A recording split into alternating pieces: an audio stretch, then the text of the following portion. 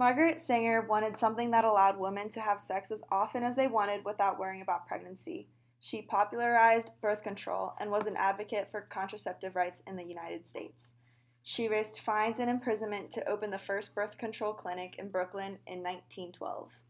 Sanger wanted a pill to produce a reliable method of contraception that was easy to use.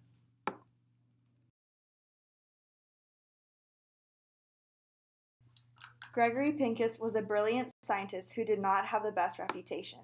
He attempted to breed rabbits in petri dishes that would lead to in vitro fertilization for humans. Later, he noticed that estrogen and progesterone injections prevented pregnancies in rabbits. Ultimately, he formulated the first effective FDA approved birth control pill. As the inventor of the pill, he thought it might work on men as well as women. When he tried it, the men experienced shrunken testicles and wild mood swings.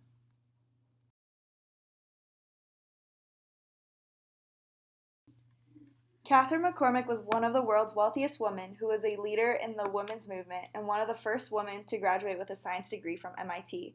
She was married to Stanley McCormick, who was mentally ill, and helped him by approving funding to build the first primate laboratory to find a cure for his obsessive sexual behavior. He had what is now called schizophrenia. After her husband's death, she funded most of the research necessary for the development of the birth control. Due to all of her hardships growing up, she was determined to fight for women's rights.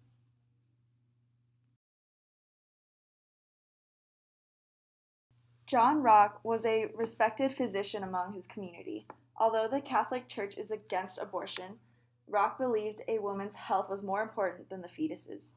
While he worked on helping women overcome infertility, Rock became the most famous fertility specialist in the country. He attempted to convince the Pope to reverse his position on birth control by arguing that the pill was really no different from the rhythm method, by saying that it was an extension of the natural cycle that occurs in a woman's body rather than a barrier method, which was forbidden. Sanger and Rock's act of birth control activism was a direct result of their experiences as reproductive healthcare providers.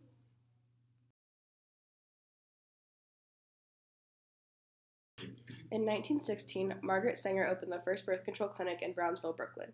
She also began the American Birth Control League. Her goal was to make birth control a normalcy. She wanted women to be able to have the chance to become equal partners with men. In 1920, venereal disease became a hot topic because people began to have more sex. They began to think of sex as a matter of public health that was worth a scientific exploration. The government campaigned to prevent STDs. Doctors began to prescribe some forms of contraception, such as diaphragms and condoms. Churches and doctors began to see the importance of contraception because it could keep population size down and keep unfit parents from having children. Between 1930 and 1940, Sanger opened many birth control clinics across the country. People were allowed to send contraceptives in the mail as long as there was a doctor involved.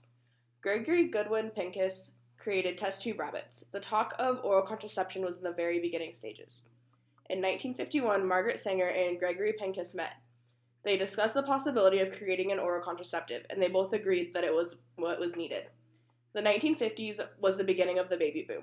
Many families were continuously having children, and it was posing a health threat to the mothers as well as their many children.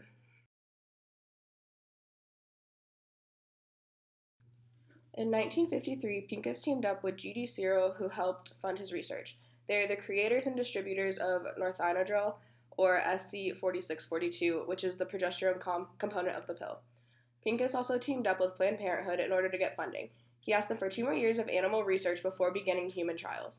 They brought together gynecologists, drug companies, and other biologists to work on creating this oral contraceptive. Pincus and John Rock began working together.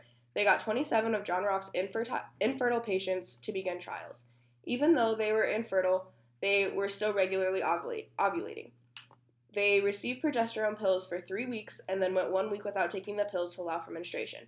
They called it Pincus's Progesterone Project, or PPP. The end result of the project was that the contraceptive they were using was only 85% effective, which wasn't good enough.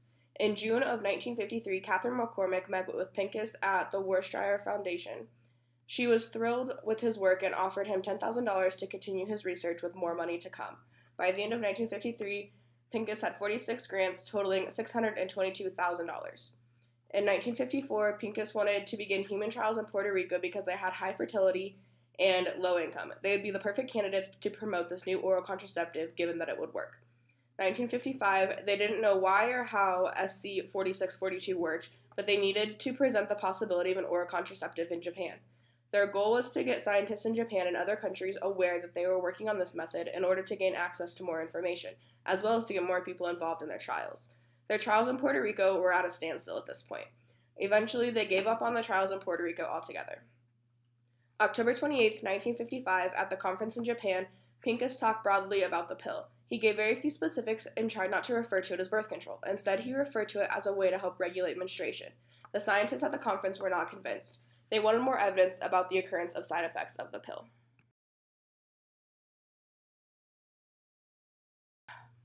In 1956, Pincus returned to Puerto Rico, where he got the okay from government officials to begin a new trial. The trials were done in Rio Piedras. They were to avoid publicity in order to continue this trial. They enrolled 100 women to take the pill and 125 as a control group. The women were to take one 10 milligram pill per day. If they missed a day, they were to take 2 the next day. The women had difficulties following the directions of when to take the pill. Many women ended up dropping out of the trial. Those that did soon fell pregnant and became walking billboards for this birth control pill. In the end, 221 women completed the trial. Pincus went back to Cyril and found that they had patented northinidrel and named it Enovid. In 1957, Pincus and Rock were confident that the pill was effective and safe. They began doing trials that focused on the side effects of the pill. The first group that they tested received a 10 milligram pill and a list of side effects. 23% of them reported having side effects from the pill. The second group was given a placebo pill and a list of the side effects. 17% reported having side effects. The third group was given the pill with no list of side effects. 6% reported having side effects from this pill. This proved to Pincus and Rock that many of the side effects were just imaginary. June 10, 1957, the FDA approved Enovid for infertility and menstruation irregularities. Trials and tests continued in order for them to be able to market Enovid as a form of birth control. In July 23rd of 1959, Pincus put in an application extension to have Enovid also be considered birth control. April 7th of 1960, the FDA approves Enovid as birth control, but only to be used for a maximum of 2 years because they were unsure how the pill would affect during long-term exposure. May 9th of 1960, the FDA approved the long-term use of Enovid as birth control. Pincus was pleased, but returned to Puerto Rico to continue testing and doing trials to make it even better.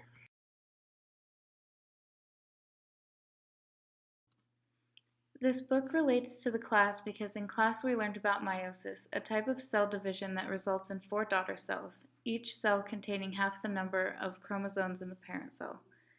The birth control pill is meant to stop ovulation, which should stop the process of meiosis from happening. A woman cannot get pregnant if there is no egg to be fertilized, and without fertilization there is no meiosis. The chemical makeup of these medications changes the hormonal makeup of the female body, changing the way in which a woman ovulates.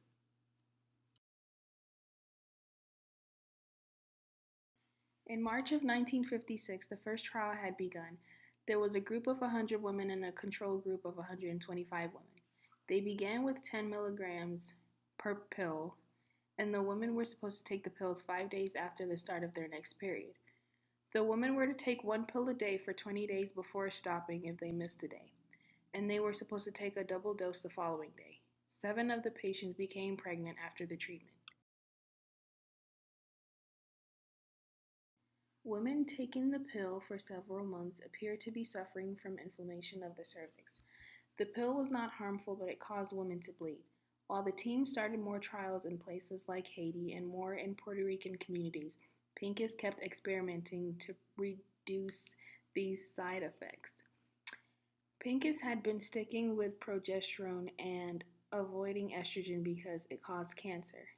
Pincus soon realized that when the levels of estrogen were too low, that the pills were less effective in preventing pregnancy. By June 10, 1957, the FDA approved the sale of Enovid for infertility and menstrual irregularities. It is authentic to science because it had many trials and errors as well as multiple scientists helping in making the experiments authentic. The book is also authentic because the pill did exactly what women were told it was going to do. It is also authentic because it is effective. The team used science and scientific methods to make the pill, and it was a genuine way of stopping pregnancy.